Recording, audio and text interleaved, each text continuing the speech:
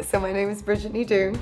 I'm an artist and I specialise in making masks, puppets and scenography. That's my bread and butter.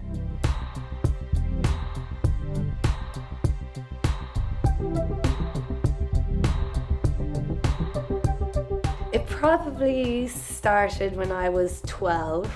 Myself and my family, we got picked to be extras on Jerry Bruckheimer's King Arthur film. And one of my takeaway memories from that was they had built Hadrian's Wall, like a full-scale Hadrian's Wall in a kind of a Romanesque town. And I remember just being like kind of amazed that all of this effort had been put in to create something so huge for the sake of a film.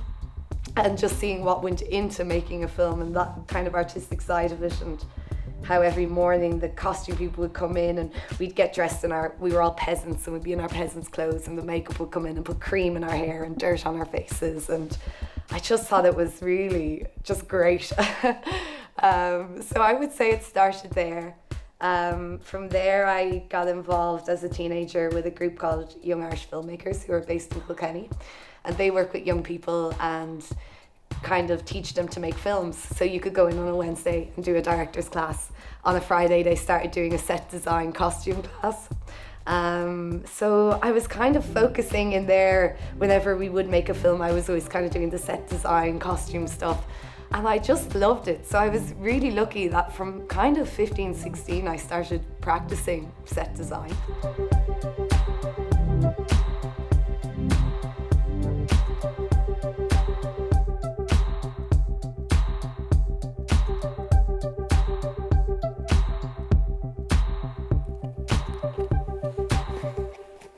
The process is always just kind of figuring out how much damage.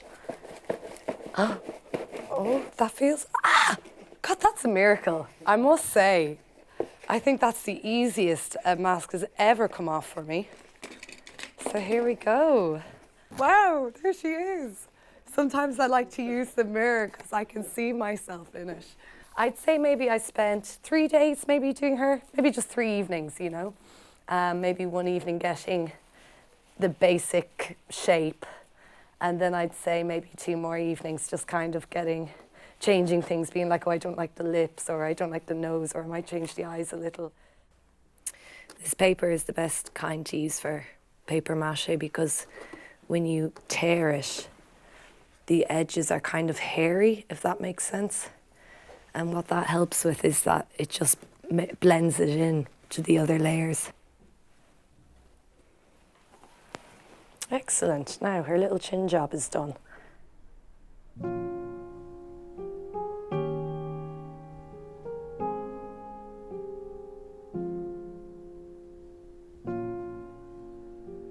So I'm involved in a project called A Mother's Voice, and it's a performance that is taking on the topic of the mother and baby homes in Ireland, but in particular from the perspective of the mothers who were in the homes. So it's been a really enlightening project. We've had 3 mothers who very kindly volunteered to be interviewed. Their stories are incredible in the sense of they're just amazingly strong women who reflect on their stories with such strength and with such bravery. I just feel super grateful to have been able to be part of it and to get such an insight into different stories that are around the mother and baby homes. So the piece itself it's a musical piece composed by Linda Buckley, and the music is mixed with lines from the interviews. It's very reflective, and I think it's maybe the best way to approach this kind of topic is in a reflective sense.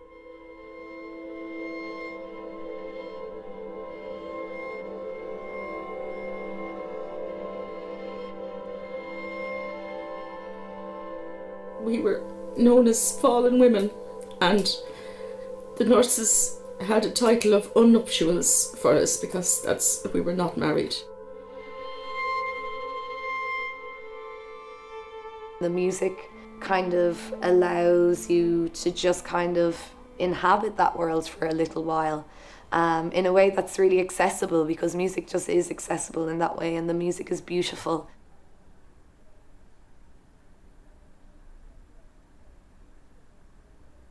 You know, I always feel like I've still loads to grow. Like as a designer, I still feel like I've so much to learn. As a maker, I have a huge amount to learn. And I guess a part of me feels like I need to give something back. Like if I could leave and I could go, but then there's so much to give here. It's like, I don't know if I'll go again someday, I'm sure. But right now, I want to make my print in Ireland, you know? That's where I'm at.